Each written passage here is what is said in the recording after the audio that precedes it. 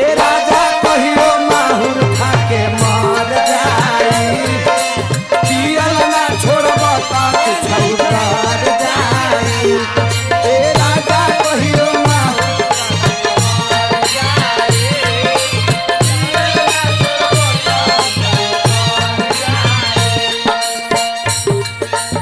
औरतिया कहते ए अम्मा जी कहतरू ए बबुआ बो ए ना चुप रह ए पिया दे तेरा मुंह में पिया दे ले चिकना तो है। अच्छा औरतिया कहते ए अम्मा जी आधी आधी रतिया के भट्ठी पर से आवेले पीटी के गाड़ी हमार